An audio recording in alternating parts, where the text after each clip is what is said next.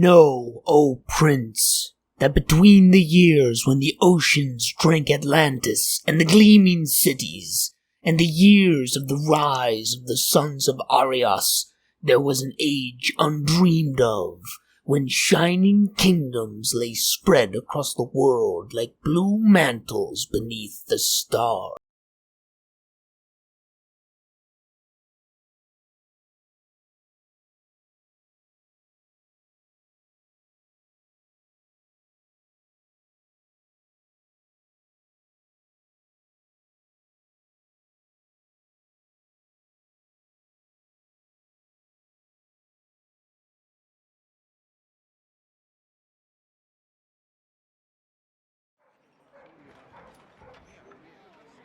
Torches flared murkily on the revels in the mall, where the thieves of the East held carnival by night.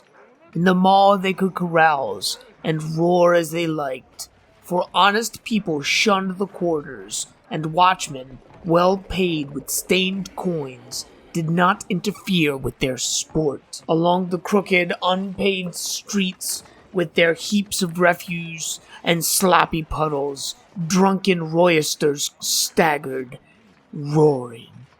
Steel glinted in the shadows where wolf preyed on wolf, and from the darkness rose the shrill laughter of women, and the sounds of scufflings and strugglings. Torchlight licked luridly from broken windows and wide-thrown doors, and out of those doors, stale smells of wine and rank, sweaty bodies, clamor of drinking jacks, and fists hammered on rough tables, snatches of obscene songs rushed like a blow in the face. In one of these dens, merriment thundered to the low smoke-stained roof where rascals gathered in every stage of rags and tatters. Furtive cut-purses, leering kidnappers, quick-fingered thieves, swaggering bravos with their wenches, strident-voiced women clad in tawdry finery. Native rogues were the dominant element, dark-skinned, dark-eyed Zamorians, with daggers at their girdles and guile in their hearts. But there were wolves of half a dozen outland nations there as well. There was a giant, Hyperborean renegade, taciturn, dangerous, with a broadsword strapped to his great gaunt frame, for men wore steel openly in the mall. There was a Shemetis counterfeiter, with his hooked nose and curled blue-black beard. There was a bold-eyed Brythunian wench sitting on the knee of a tawny-haired gunderman, a wandering mercenary soldier, a deserter from some defeated army. And the fat, gross rogue, whose bawdy jests were causing all the shouts of mirth, was a professional kidnapper, come up from distant Koth to teach woman-stealing to Zamorians who were born with more knowledge of the art than he could ever attain. This man halted in his description of an intended victim's charms and thrust his muzzle into a huge tankard of frothing ale. Then, blowing the foam from his fat lips, he said, "By Bel, god of all thieves, I show them how to steal wenches. I'll have her over the Zamorian border before dawn, and there'll be a caravan waiting to receive her. 300 pieces of silver, a Count of Orphea promised me, for a sleek young Brythunian of the better class. It took me weeks, wandering among the border cities as a beggar, to find one I knew would suit, and she is pretty baggage." He blew a slobbery kiss in the air. "I know lords in Shem who trade the secret of the Elephant Tower for her." He returned to his ale. A touch on his tunic sleeve made him turn his head, scowling at the interruption. He saw a tall, strongly made youth standing beside him. This person was as much out of place in that den as a gray wolf among mangy rats of the gutters. His cheap tunic could not conceal the hard, rangy lines of his powerful frame, the broad, heavy shoulders, the massive chest, lean waist, and heavy arms. His skin was brown from outland suns, his eyes blue and smoldering. A shock of tousled black hair crowned his broad forehead. From his girdle hung a sword in a worn leather scabbard. The Kothian involuntarily drew back, for the man was not one of any civilized race he knew. "You spoke of the Elephant Tower," said the stranger, speaking to Morian with an alien accent. "I've heard of this tower. What is its secret?" The fellow's attitude did not seem threatening, and the Kothian's courage was bolstered up by the ale and the evident approval of his audience. He swelled with self-importance.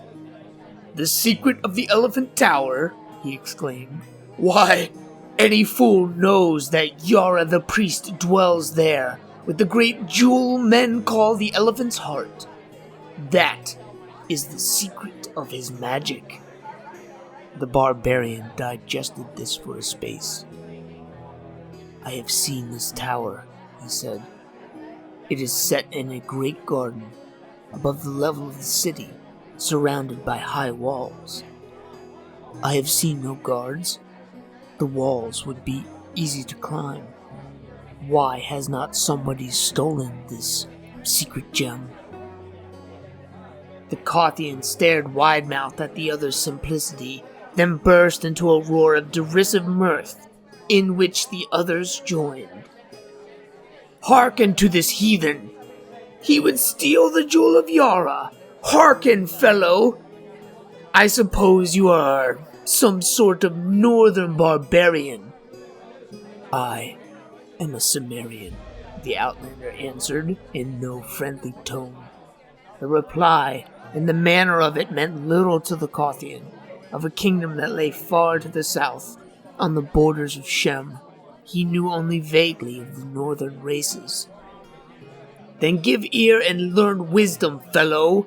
Know that in Zamora, and more especially in this city, there are more bold thieves than anywhere else in the world, even Koth.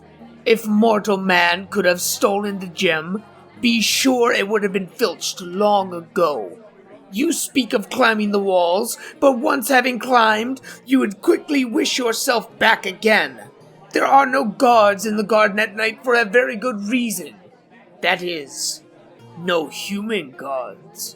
But in the watch chamber, in the lower part of the tower, are armed men. And even if you pass those who roam the gardens by night, you must still pass through the soldiers, for the gem is kept somewhere in the tower above." "But if a man could pass through the gardens, why could he not come at the gem through the upper part of the tower, and thus avoid the soldiers?" Again the Kothian gaped at him. "Listen to him! The barbarian is an eagle who would fly to the jeweled rim of the tower, which is only 150 feet above the earth, with rounded sides slicker than polished glass." The Cimmerian glared about, embarrassed at the roar of mocking laughter that greeted this remark. He saw no particular humor in it, and was too new to civilization to understand its discourtesies. Civilized men are more discourteous than savages, because they know they can be impolite without having their skulls split, as a general thing. He was bewildered and chagrined, and doubtless would have slunk away abashed, but the Kothian chose to goad him further. "Come, come, tell these poor fellows who have only been thieves since before you were spawned. Tell them how you would steal the gem." "There is always a way, if the desire be coupled with courage," answered the Cimmerian. The Kothian chose to take this as a personal slur. His face grew purple with anger. "What? You dare tell us our business, and intimate that we are cowards? Get along, out of my sight!" And then he pushed the Cimmerian violently. Will you mock me, then lay hands on me? Grated the barbarian, his rage leaping up, and he returned the push with an open-handed blow that knocked his tormentor back against the rude-hewn table. Ale splashed over the Jack's lip, and the Kothian roared in fury, dragging at his sword. "Heathen dog! I'll have your heart for that!" Steel flashed, and the throng surged wildly back out of the way. In their flight, they knocked over the single candle, and the den was plunged in darkness, broken by the crash of upset benches, drum of flying feet, shouts, oaths of people tumbling over one another, and a single strident yell of agony that cut the din like a knife. Ah! When a candle was relighted, most of the guests had gone out by doors and broken windows, and the rest huddled behind stacks of wine kegs and under tables. The barbarian was gone. The center of the room was deserted, except for the body of the gashed Kothian. The Cimmerian, with the unerring instinct of the barbarian, had killed his man in the darkness and confusion. The lurid lights and drunken revelry fell away behind the Cimmerian. He had discarded his torn tunic and walked through the night naked except for a loincloth and his high-strapped sandals. He moved with the supple ease of a great tiger, his steely muscles rippling under his brown skin. He had entered the part of the city reserved for the temples. On all sides of him they glittered white in the starlight. Snowy marble pillars and golden domes and silver arches, shrines of Zamora's myriad strange gods. He did not trouble his head about them. He knew that Zamora's religion, like all things of a civilized, long-settled people, was intricate and complex, and had lost most of the pristine essence in a vase of formulas and rituals.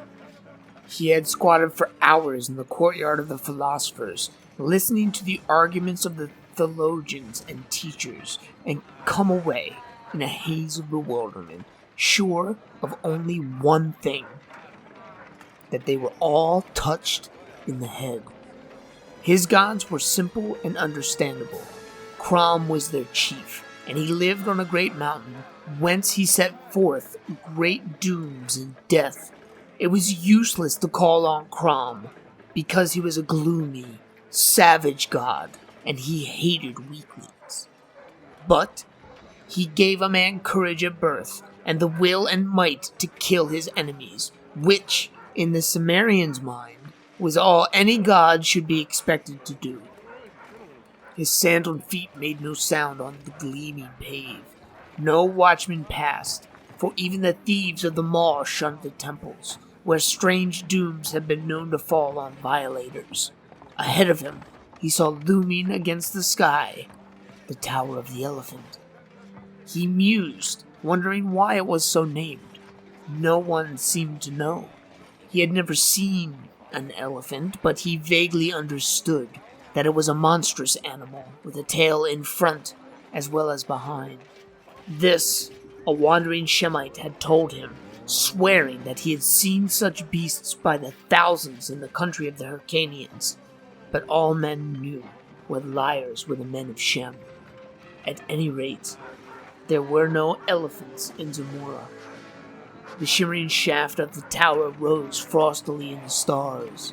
In the sunlight, it shone so dazzling that few men could bear its glare, and men said that it was built of silver.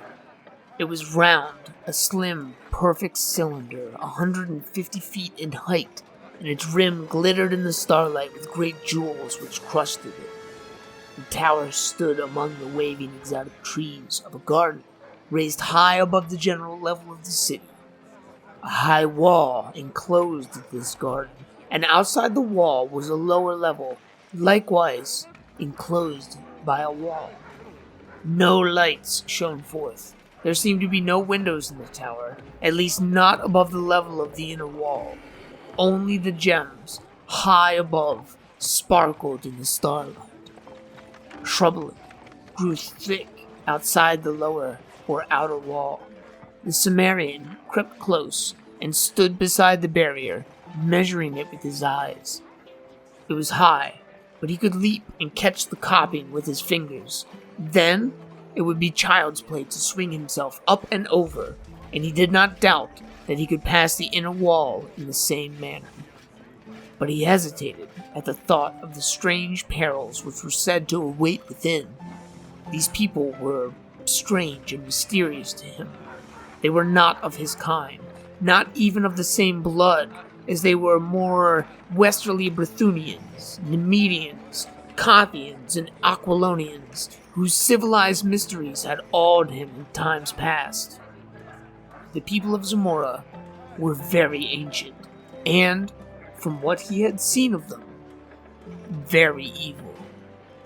He thought of Yara, the high priest, who worked strange dooms from this jeweled tower, and the Cimmerian's hair prickled as he remembered a tale told by a drunken page of the court, how Yara had laughed in the face of a hostile prince and held up a glowing, evil gem before him, and how rays shot blindingly from that unholy jewel to envelop the prince, who screamed and fell down, shrinking to a withered, blackened lump that changed to a black spider, which scampered wildly about the chamber until Yara set his heel upon it.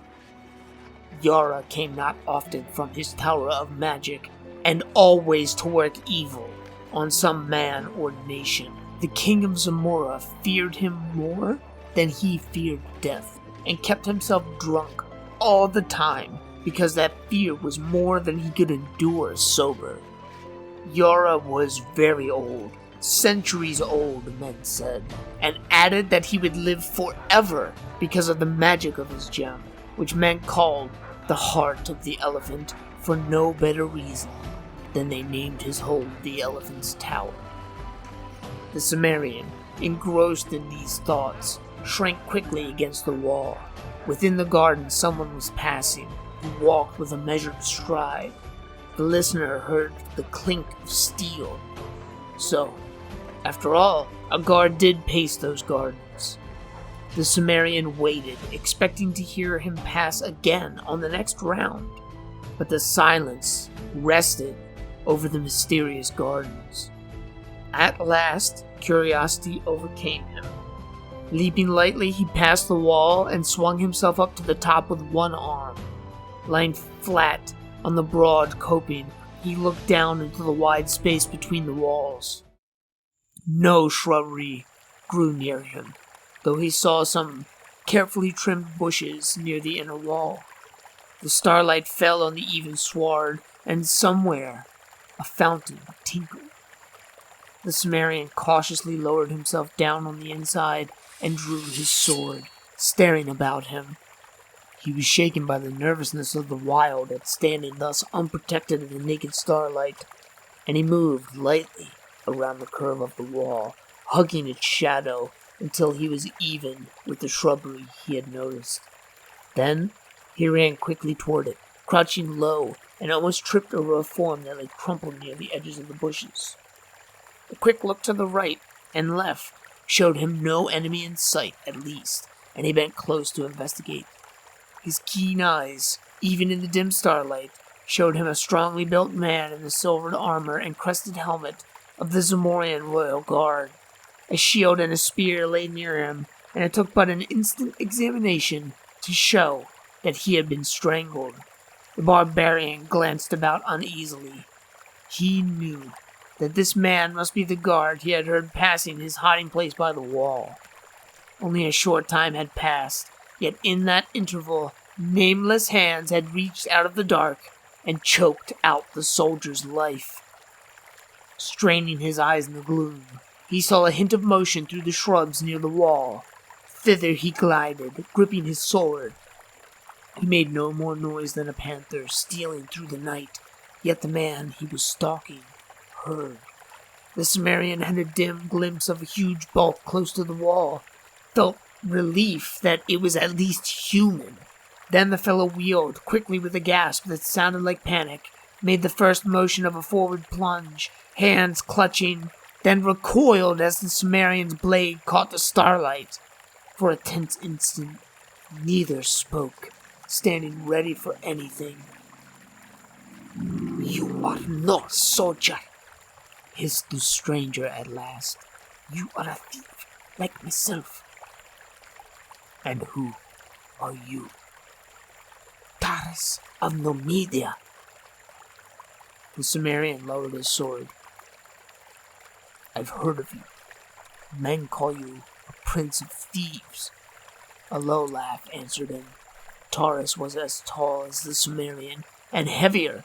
He was big-bellied and fat, but his every movement betokened a subtle, dynamic magnetism which was reflected in the keen eyes that glinted with vitality, even in the starlight. He was barefooted and carried a coil of what looked like a thin, strong rope, knotted at regular intervals. "Who are you?" "Conan, a Sumerian," answered the other. "I came seeking a way to steal Yara's jewel that men call the elephant's heart." Conan sensed the man's great belly shaking in laughter, but it was not derisive. "By Bel, god of thieves," hissed Taurus, "I had thought only myself had the courage to attempt that poaching. These Amorians call themselves thieves. Bah! Conan, I like your grit. I never shared an adventure with anyone, but by Bel, we'll attempt this together. If you're willing." "Then you are after the gem too." "What else? I had my plans laid for months, but you, I think, have acted on a sudden impulse, my friend." "You killed the soldier." "Of course. I slid over the wall when he was on the other side of the garden. I hid in the bushes. He heard me, or thought he heard something. When he came blundering over, it was no trick at all to get behind him and suddenly grip his neck and choke out his fool's life. He was like most men, half blind in the dark. A good thief should have eyes like a cat." "You have made one mistake." Taurus's eyes flashed angry. I a mistake? Impossible." "You should have dragged the body into the bushes." "Said the novice to the master of the art. They will not change the guard until past midnight. Should any come searching for him now and find his body, they would flee at once to Yara, bellowing the news, and give us time to escape. Were they not to find it, they go on beating up the bushes and catch us like rats in a trap." "You are right," agreed Conan. "So, now attend. We waste time in this cursed discussion. There are guards in the inner garden. Human guards, I mean. Though there are sentinels even more deadly. It was their presence which baffled me for so long, but I finally discovered the way to circumvent them." "What of the soldiers in the lower part of the tower?" "Old Yara dwells in the chambers above. By that route we will come, and go, I hope. Never mind asking me how. I have arranged the way. We'll steal down through the top of the tower and strangle old Yara before he can cast any of his accursed spells on us. At least, we'll try. It's the chance of being turned into a spider or a toad against the wealth and power of the world. All good thieves must know how to take risks." "I'll go as far as any man." "Then follow me." And turning, Taurus leapt up, caught the wall, and drew himself up. The man's suppleness was amazing, considering his bulk. He seemed almost to glide up over the edge of the coping. Conan followed him, and lying flat on the broad top, they spoke in wary whispers. "I see no light," Conan muttered. The lower part of the tower seemed much like that portion visible from outside the garden, a perfect, gleaming cylinder with no apparent openings. "There are cleverly constructed doors and windows, but they are closed. The soldiers breathe air that comes from above." The garden was a vague pool of shadows, where feathery bushes and low, spreading trees waved darkly in the starlight. Conan's wary soul felt the aura of waiting menace that brooded over it. He felt the burning glare of unseen eyes, and he caught a subtle scent that made the short hairs on his neck instinctively bristle as a hunting dog bristles at the scent of an ancient enemy. "Follow me," whispered Taurus. "Keep behind me as you value your life." Taking what looked like a copper tube from his girdle, the Nemedian dropped lightly to the sward inside the wall. Conan was close behind him, sword ready, but Taurus pushed him back, close to the wall, and showed no indication to advance.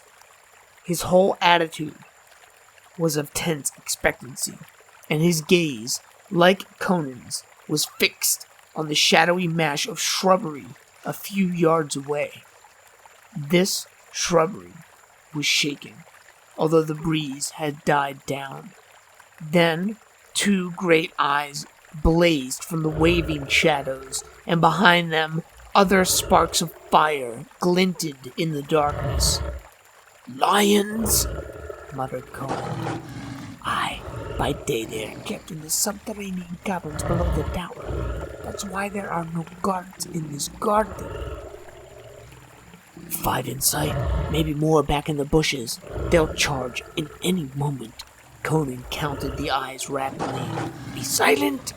hissed Taurus, and he moved out from the wall, cautiously, as if treading on razors, lifting the slender tube. Low rumblings rose from the shadows, and the blazing eyes moved forward. Conan could sense the great slavering jaws, the tufted tails lashing tawny sides. The air grew tense. The Sumerian gripped his sword, expecting the charge and the irresistible hurtling of giant bodies. Then, Taurus brought the mouth of the tube to his lips and blew powerfully. A long jet of yellowish powder shot from the other end of the tube and billowed out instantly in a thick green-yellow cloud that settled over the shrubbery, blotting out the glaring eyes. Taurus ran hastily back to the wall. Conan glared without understanding. The thick cloud hid the shrubbery, and from it no sound came. "What is that mist?" the Sumerian asked uneasily. "Death," hissed the Nemedian. "If a wind springs up and blows it back upon us, we must flee over the wall. But no, the wind is still, and now it is dissipating. Wait until it vanishes entirely. To breathe it is death." Presently, only yellowish shreds hung ghostily in the air. Then they were gone, and Taurus motioned his companion forward. They stole toward the bushes, and Conan gasped. Stretched out in the shadows lay 5 great tawny shapes, the fire of their grim eyes dimmed forever. A sweetish, cloying scent lingered in the atmosphere. "They died without a sound! Taurus, what was that powder?" "It was made from the black lotus whose blossoms wave in the lost jungles of Kitai, where only the yellow-skulled priests of Yon dwell. Those blossoms strike dead any who smell of them." Conan knelt beside the great forms, assuring himself that they were indeed beyond power of harm. He shook his head. The magic of the exotic lands was mysterious and terrible to the barbarians of the north. "Why can you not slay the soldiers in the tower the same way?" he asked. "Because that was all the powder I possessed. The obtaining of it was a feat which in itself was enough to make me famous among the thieves of the world. I stole it out of a caravan bound for Stygia, and I lifted it, in its cloth of gold bag, out of the coils of a great serpent which guarded it, without waking him. But come, in Bear's name, are we to waste the night in discussion?" They glided through the shrubbery to the gleaming foot of the tower, and there, with a motion enjoining silence, Taurus unwound his knotted cord, on one end of which was a strong steel hook. Conan saw his plan and asked no questions as the Nemedian gripped the line a short distance below the hook and began to swing it about his head. Conan laid his ear to the smooth wall and listened, but he could hear nothing. Evidently, the soldiers within did not suspect the presence of the intruders, who made no more sound than the night wind blowing through the trees. But a strange nervousness was on the barbarian. Perhaps it was the lion's smell, which was over everything. Taurus threw the line with a smooth, ripping motion of his mighty arm. The hook curved upward and inward in a peculiar manner, hard to describe, and vanished over the jeweled rim.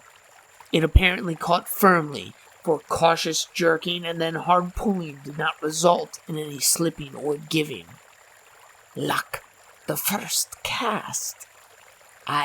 It was Conan's savage instinct which made him wheel suddenly, for the death that was upon them made no sound. A fleeting glimpse showed the Cimmerian the giant tawny shape, rearing upright against the stars, towering over him for the death stroke. No civilized man could have moved half so quickly as the barbarian moved. His sword flashed frostily in the starlight with every ounce of desperate nerve and thew behind it, and man and beast went down together. Cursing incoherently beneath his breath, Taurus bent above the mass and saw his companion's limbs move as he strove to drag himself from under the great weight that lay limply upon him. A glance showed the startled Nemedian that the lion was dead, its slanting skull split in half. He laid hold of the carcass and, by his aid, Conan thrust it aside and clambered up, still gripping his dripping sword. "Are you hurt, man?" gasped Taurus, still bewildered by the stunning swiftness of that touch-and-go episode. "No, by Crom. But that was as close a call as I've had in a life no ways tame. Why did not that cursed beast roar as he charged?" "All things are strange in this garden," replied Taurus. "The lion strikes silently, and so do other deaths. Come, little sound was made in that slain, but the soldiers might have heard. If they are not asleep or drunk, that beast was in some other part of the garden and escaped the death of the flowers, but surely there are no more. We must climb his corpse. Little need to ask a Cimmerian if he can." "If it will bear my weight," grunted Conan, cleansing his sword on the grass. "It will bear thrice my own. It was woven from the tresses of dead women, which I took from their tombs at midnight and steeped in the deadly wine of the upas tree to give it strength. I will go first, then follow me closely." The Nemedian gripped the rope and, crooking a knee about it, began the ascent. He went up like a cat, belying the apparent clumsiness of his bulk. The Cimmerian followed. The cord swayed and turned on itself, but the climbers were not hindered. Both had made more difficult climbs before. The jeweled rim glittered high above them, jutting out from the perpendicular, a fact which added greatly to the ease of the ascent. Up and up they went, silently, the lights of the city spreading out further and further to their sight as they climbed, the stars above them more and more dimmed by the glitter of the jewels along the rim. Now Taurus reached up a hand and gripped the rim itself, pulling himself up and over. Conan paused a moment on the very edge, fascinated by the great frosty jewels whose gleams dazzled his eyes. Diamonds, rubies, emeralds, sapphires, turquoises, moonstones, set thick as stars in the shimmering silver. At a distance, their different gleams had seemed to merge into a pulsing white glare, but now, at close range, they shimmered with a million rainbow tints and lights, hypnotizing him with their scintillations. "There is a fabulous fortune here, Taurus," he whispered, but the Nemedian answered impatiently, "Come on. If we secure their heart, these and all other things shall be ours." Conan climbed over the sparkling rim.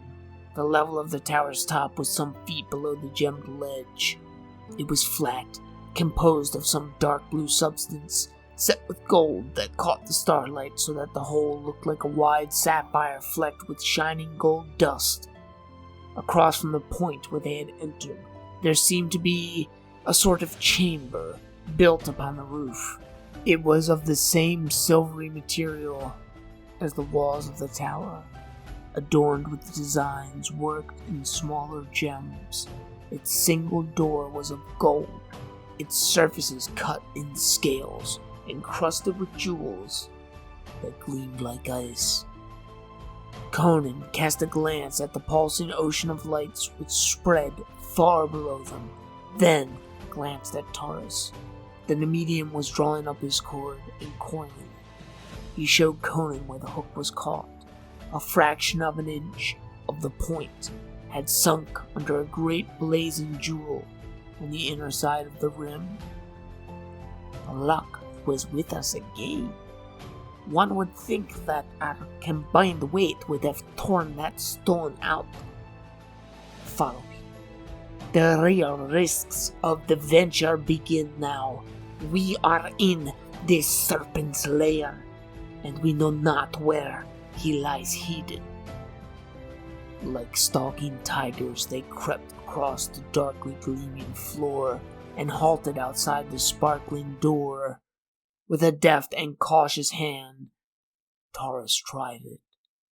It gave without resistance, and the companions looked in, tensed for anything. Over the Nemedian's shoulder, Conan had a glimpse of a glittering chamber, the walls, ceiling, and floor of which were crusted with great white jewels, which lighted it brightly and seemed its only illumination. It seemed empty of life.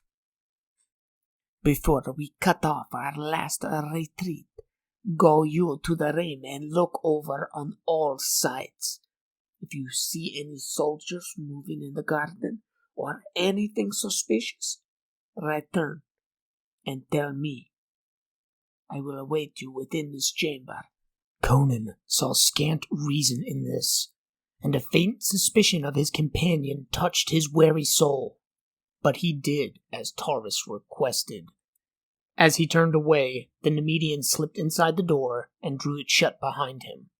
Conan crept about the rim of the tower, returning to his starting point without having seen any suspicious movement in the vaguely waving sea of leaves below. He turned toward the door. Suddenly, from within the chamber, there sounded a strangled cry. "Ow!" The Cimmerian leapt forward, electrified. The gleaming door swung open, and Taurus stood framed in the cold blaze behind him. He swayed, and his lips parted, but only a dry, rattling burst from his throat. Catching at the golden door for support, he lurched out upon the roof, then fell headlong, clutching at his throat. The door swung to behind him. Conan, crouching like a panther at bay, saw nothing in the room behind the stricken Nemedian.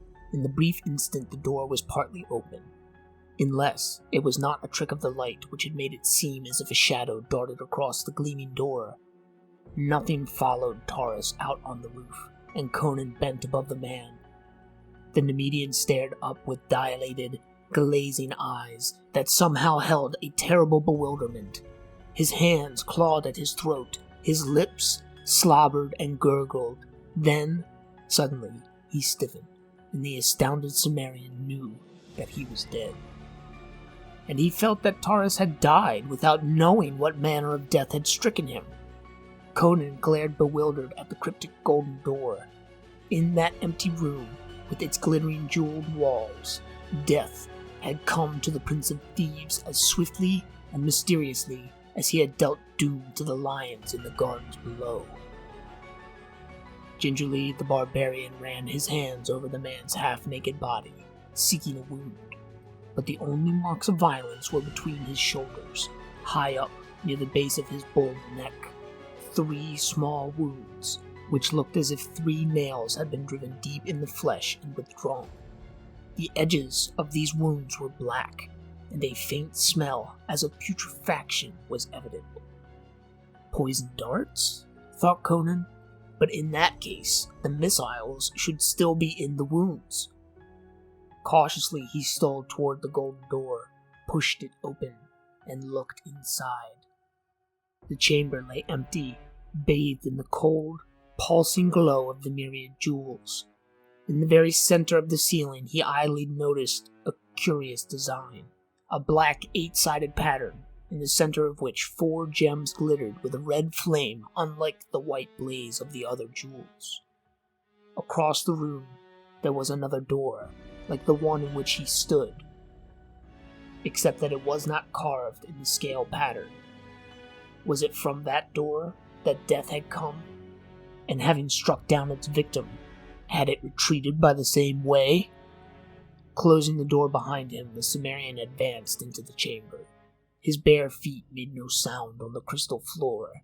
There were no chairs or tables in the chamber, only 3 or 4 silken couches, embroidered with gold and worked in strange serpentine designs, and several silver-bound mahogany chests.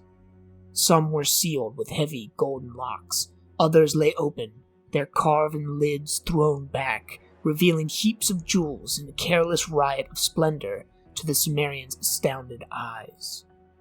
Conan swore beneath his breath. Already he had looked upon more wealth that night than he had ever dreamed existed in all the world, and he grew dizzy thinking of what must be the value of the jewel he sought. He was in the center of the room now, going stooped forward, head thrust out wary, sword advanced, when again death struck at him soundlessly. A flying shadow that swept across the gleaming floor was his only warning, and his instinctive, sidelong leap, all that saved his life.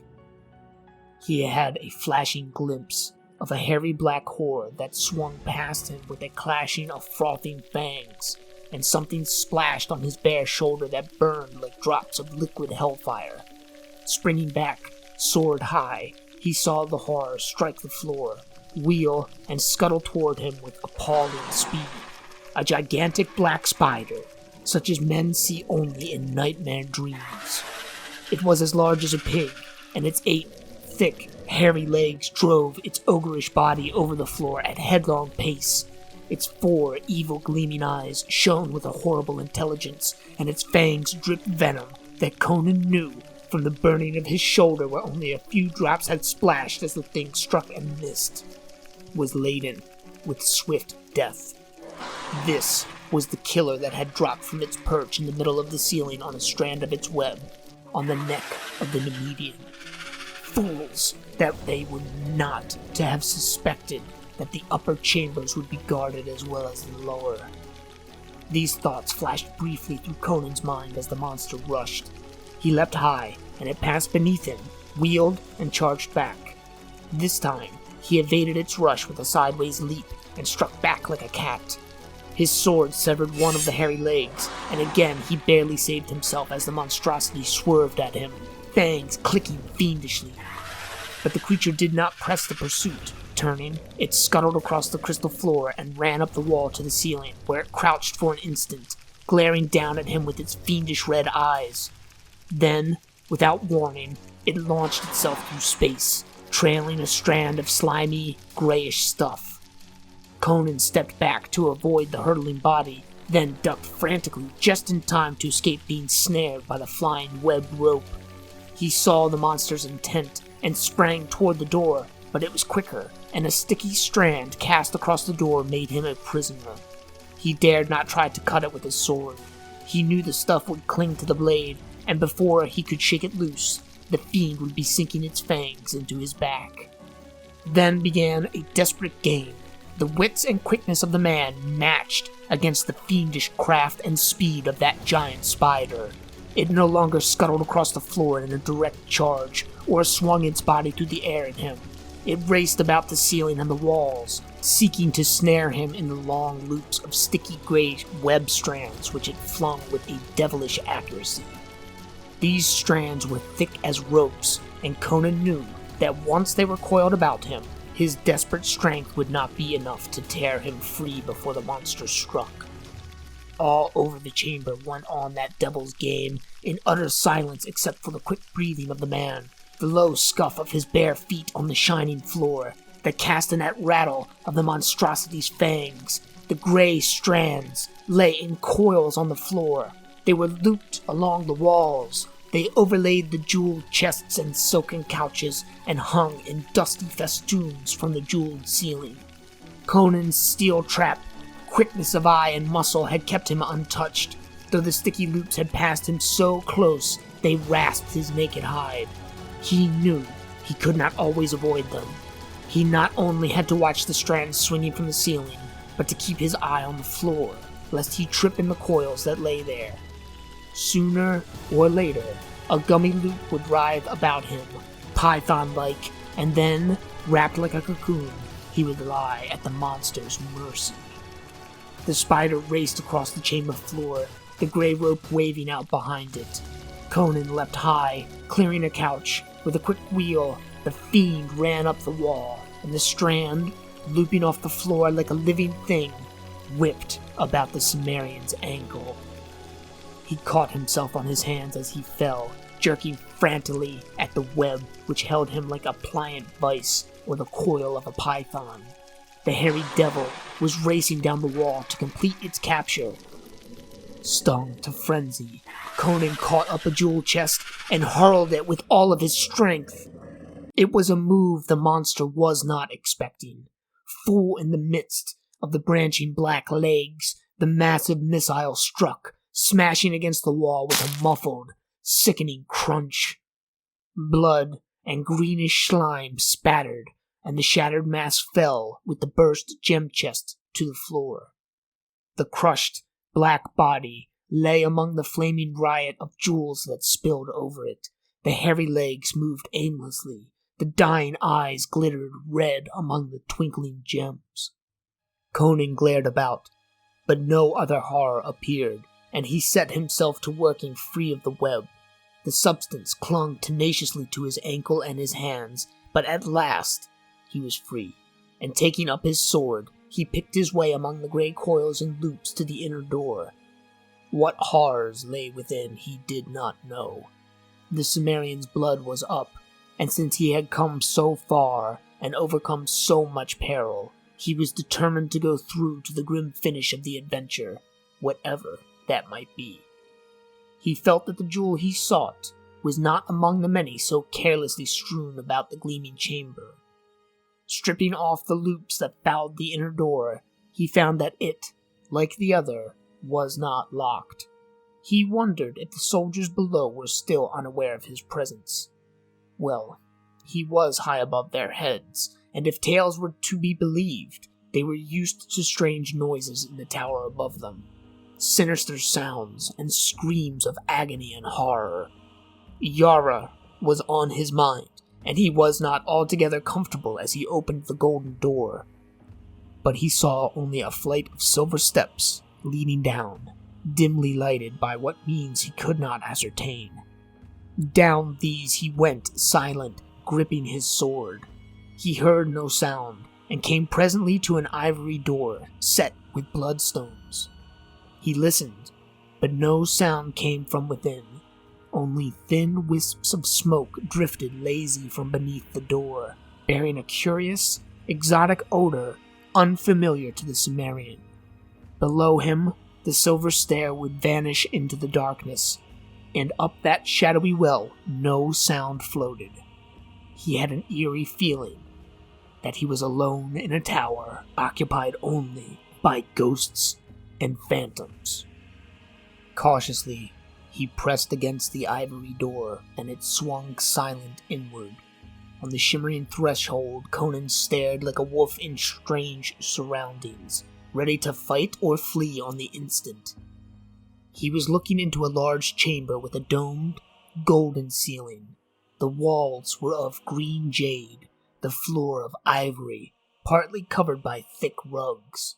Smoke and exotic scent of incense floated up from a brazier on a golden tripod, and behind it sat an idol on a sort of marble couch. Conan stared aghast. The image had the body of a man, naked and green in color, but the head was one of nightmare and madness. Too large for the human body, it had no attributes of humanity. Conan stared at the wide, flaring ears, the curling proboscis on either side of which stood white tusks tipped with round, golden balls. The eyes were closed, as if in sleep. This, then, was the reason for the name, the Tower of the Elephant, for the head of the thing was much like that of the beasts described by the Shemetis Wanderer. This was Yara's god. Where, then, should the gem be, but concealed within the idol, since the stone was called the elephant's heart? As Conan came forward, his eyes fixed on the motionless idol, the eyes of the thing opened. The Cimmerian froze in his tracks. It was no image. It was a living thing, and he was trapped in its chamber. That he did not instantly explode in a burst of murderous frenzy is a fact that measures his horror, which paralyzed him where he stood. A civilized man, in his position, would have sought doubtful refuge in the conclusion that he was insane. It did not occur to the Cimmerian to doubt his senses. He knew he was face to face with a demon of the Elder World, and the realization robbed him of all of his faculties except sight. The trunk of the horror was lifted and quested about. The topaz eyes stared unseen, and Conan knew the monster was blind. With the thought came a thawing of his frozen nerves, and he began to back silent toward the door. But the creature heard. The sensitive trunk stretched toward him, and Conan's horror froze him again when the being spoke, in a strange, stammering voice that never changed its key or timbre. The Cimmerian knew that those jaws were never built or intended for human speech. "Who is here? Have you come to torture me again, Yara? Will you never be done? Oh, Yakosha, is there no end to agony?" Tears rolled from the sightless eyes, and Conan's gaze strayed to the limbs stretched on the marble couch, and he knew the monster would not rise to attack him. He knew the marks of the rack and the searing brand of the flame, and tough-souled as he was, he stood aghast at the ruined deformities which his reason told him had once been limbs as comely as his own.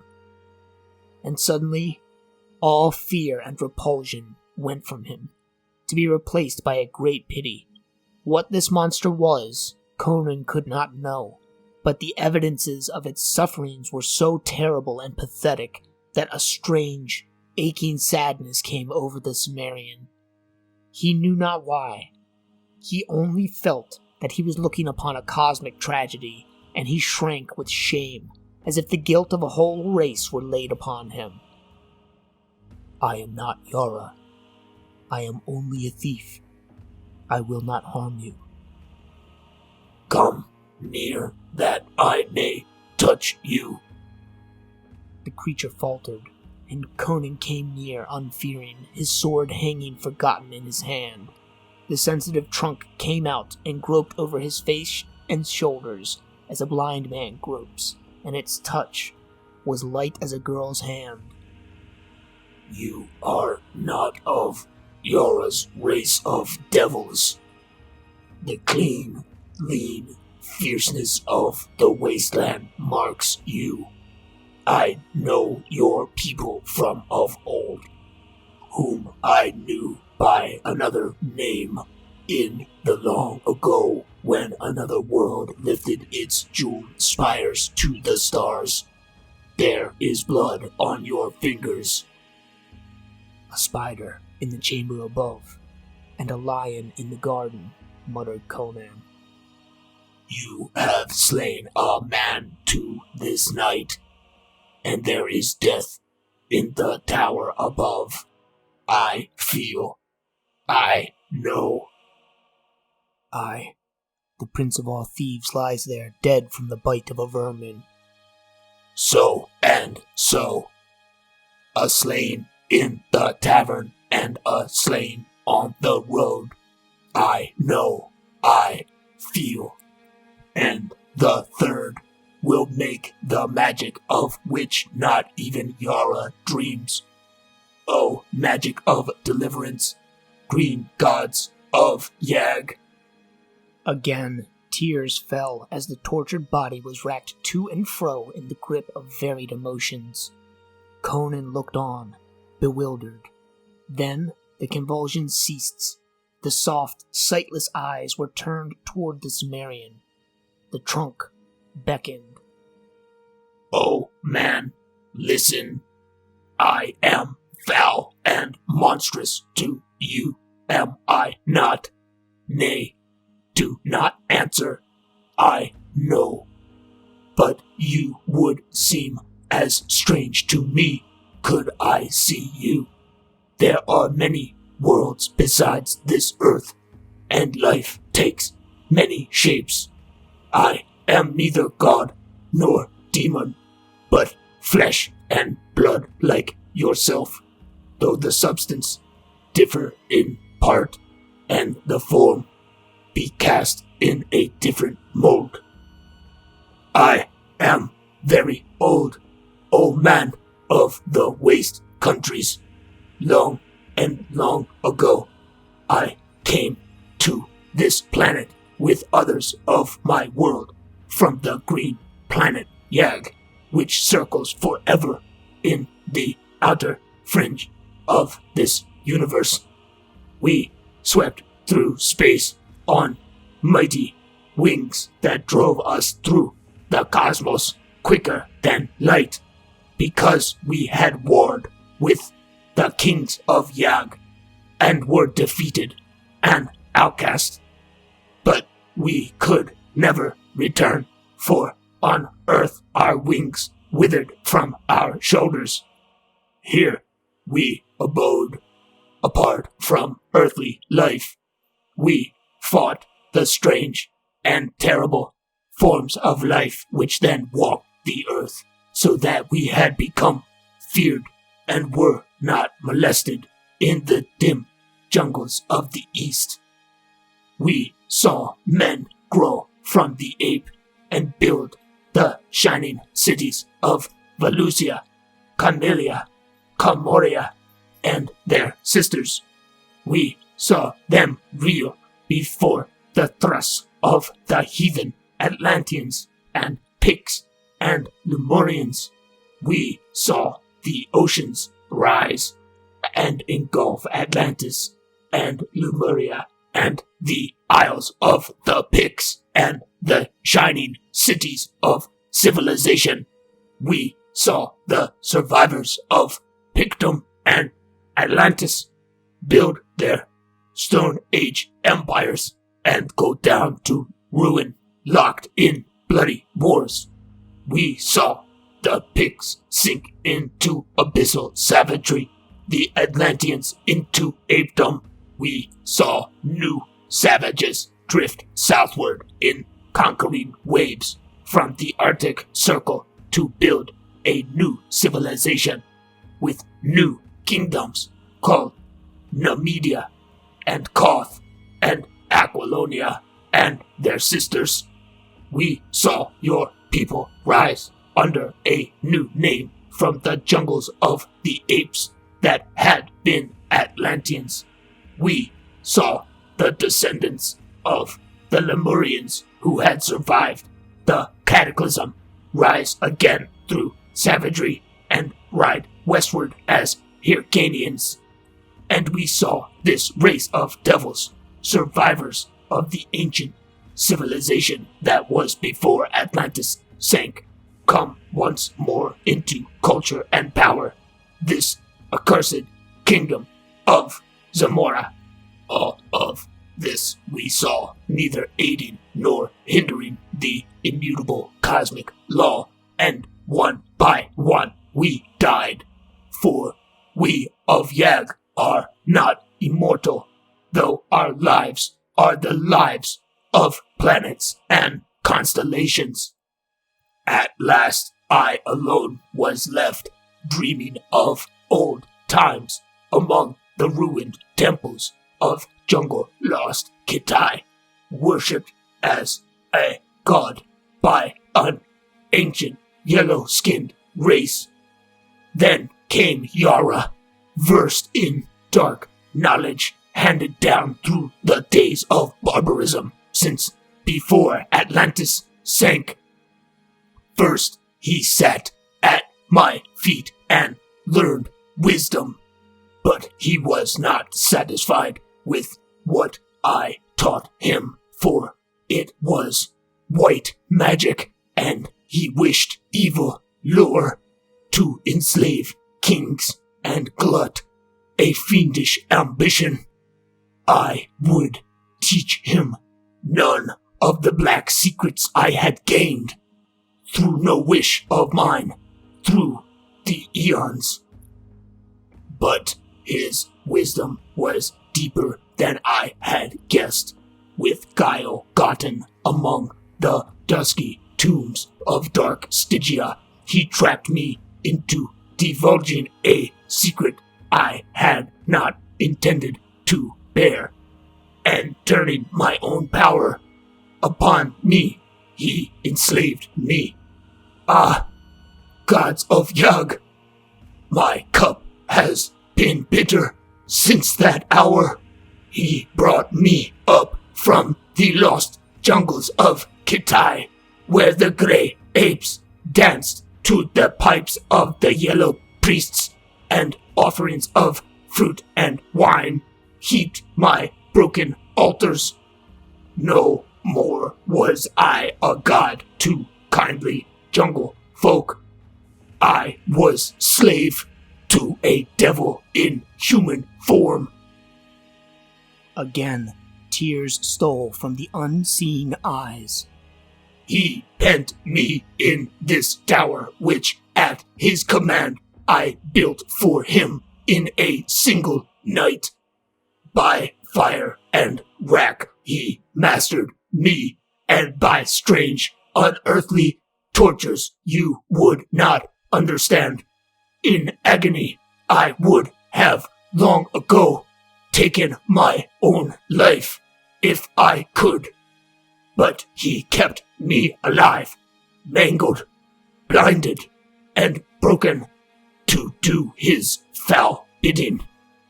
And for 300 years I have done his bidding from this marble couch, blackening my soul with cosmic sins and staining my wisdom with crimes, because I had no other choice.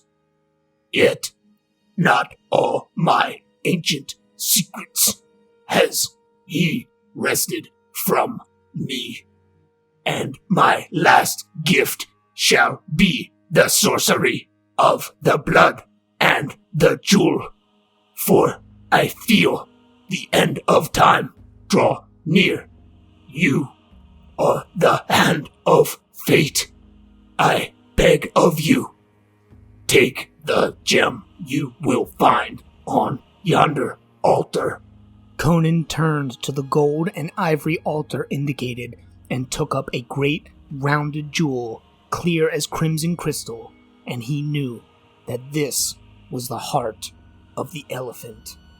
Now for the great magic, the mighty magic, such as Earth has not seen before and shall not see again through a million of millenniums. By my lifeblood I conjure it, by blood born on the green breast of Yag, dreaming far poised in the great blue vastness of space. Take your sword, man, and cut out my heart. Then squeeze it so the blood will flow over the red stone. Then go you down these stairs and enter the ebony chamber where Yara sits wrapped in lotus dreams of evil. Speak his name, and he will awaken. Then lay this gem before him and say, Yakosha gives you a last gift and a last enchantment. Then get you from the tower quickly. Fear not, your way shall be made clear. The life of man is not the life of Yog, nor is human death the death of Yog. Let me be free of this cage of broken, blind flesh, and I will once more be Yoga of Yog, morning crowned and shining, with wings to fly, and feet to dance, and eyes to see, and hands to break. Conan approached uncertain, and Yog-Kosha, or Yoga, as if sensing his uncertainty, indicated where he should strike. Conan set his teeth and drove the sword deep. Blood streamed over the blade and his hand, and the monster started convulsive, then lay back quite still. Sure that life had fled, at least life as he understood it, Conan set to work on his grisly task and quickly brought forth something he felt must be the strange being's heart, though it differed curiously from any he had ever seen. Holding the pulsing organ over the blazing jewel, he pressed it with both hands, and a rain of blood fell on the stone. To his surprise, it did not run off, but soaked into the gem as water is absorbed by a sponge. Holding the jewel gingerly, he went out of the fantastic chamber and came upon the silver steps. He did not look back. He instinctively felt that some transmutation was taking place in the body on the marble couch, and he felt further that it was of a sort not to be witnessed by human eyes. He closed the ivory door behind him, and, without hesitation, descended the silver steps. It did not occur to him to ignore the instructions given him. He halted at an ebony door, in the center of which was a grinning silver skull, and pushed it open. He looked into a chamber of ebony and jet, and saw, on a black, silken couch, a tall, spare form reclining. Yara, the priest and sorcerer, lay before him, his eyes open and dilated with the fumes of the yellow lotus, far staring, as if fixed on gulfs and nighted abysses beyond human ken. Yara, said Conan, like a judge pronouncing doom. Awaken! The eyes cleared instantly and became cold and cruel as a vulture's. The tall, silken-clad form lifted erect and towered gauntly above the Cimmerian. Dog! What do you hear? Conan laid the jewel on the ebony table. He who sent this gem bade me say, Yog-Kosha gives you a last gift, and a last enchantment. Yara recoiled, his dark face ashy. The jewel was no longer crystal clear. Its murky depths pulsed and throbbed, and curious, smoky waves of changing color passed over its smooth surface, as if drawn hypnotically. Yara bent over the table and gripped the gem in his hands, staring into its shadowed depths, as if it were a magnet to draw the shuddering soul from his body. And as Conan looked, he thought that his eyes must be playing him tricks. For when Yara had risen up from his couch, the priest had seemed gigantically tall. Yet now, he saw that Yara's head would scarcely come to his shoulder. He blinked, puzzled, and for the first time that night, doubted his own senses. Then, with a shock, he realized that the priest was shrinking in stature, was growing smaller before his very gaze. With a detached feeling he watched as a man might watch a play, immersed in a feeling of overpowering unreality. The Cimmerian was no longer sure of his own identity. He only knew that he was looking upon the external evidence of the unseen play of vast outer forces beyond his understanding. Now, Yara was no bigger than a child. Now, like an infant, he sprawled on the table, still grasping the jewel. And now, the sorcerer suddenly realized his fate, and he sprang up, releasing the gem. But still, he dwindled, and Conan saw a tiny, pygmy figure rushing wildly about the ebony tabletop, waving tiny arms and shrieking in a voice that was like the squeak of an insect. Now he had shrunk until the great jewel towered above him like a hill, and Conan saw him cover his eyes with his hands, as if to shield them from the glare, as he staggered about like a madman. Conan sensed that some unseen, magnetic force was pulling Yara to the gem. Thrice he raced wildly about it in a narrowing circle. Thrice he strove to turn and run out across the table. Then, with a scream that echoed faintly in the ears of the watcher, the priest threw up his arms and ran straight toward the blazing globe. Bending close, Conan saw Yara clamber up the smooth, curving surface, impossibly, like a man climbing a glass mountain. Now the priest stood on the top, still with tossing arms, invoking what grisly names only the gods know. And suddenly he sank into the very heart of the jewel, as a man sinks into a sea, and Conan saw the smoky waves close over his head. Now he saw him in the crimson heart of the jewel, once more crystal clear, as a man sees a scene far away, tiny with great distance, and into the heart came a green, shining, winged figure with the body of a man and the head of an elephant, no longer blind or crippled. Yara threw up his arms and fled as a madman flees, and on his heels came the Avenger. Then, like the bursting of a bubble, the great jewel vanished in a rainbow burst of iridescent gleams, and the ebony tabletop lay bare and deserted. As bare, Conan somehow knew, as the marble couch in the chamber above, where the body of that strange, trans-cosmic being called Yog-Kosha and Yoga had lain. The Cimmerian turned and fled from the chamber, down the silver stairs. So mazed was he that it did not occur to him to escape from the tower by the way he had entered. Down that winding, shadowy silver well he ran, and came into a large chamber at the foot of the gleaming stairs. There he halted for an instant. He had come into the room of soldiers. He saw the glitter of their silver corselets, the sheen of their jeweled sword hilts.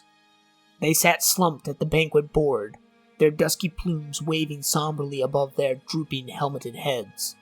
They lay among their dice and fallen goblets on the wine-stained lapis lazuli floor, and he knew that they were dead. The promise had been made, the word kept. Whether sorcery or magic or the falling shadow of great green wings had stilled the revelry, Conan could not know, but his way had been made clear, and a silver door stood open, framed in the whiteness of dawn.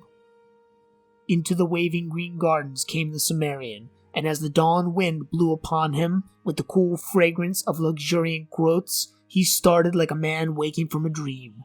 He turned back, uncertain, to stare at the cryptic tower he had just left. Was he bewitched and enchanted? Had he dreamed all that had seemed to have passed? As he looked, he saw the gleaming tower sway against the crimson dawn, its jewel-crusted rim sparkling in the growing light, and crash into shining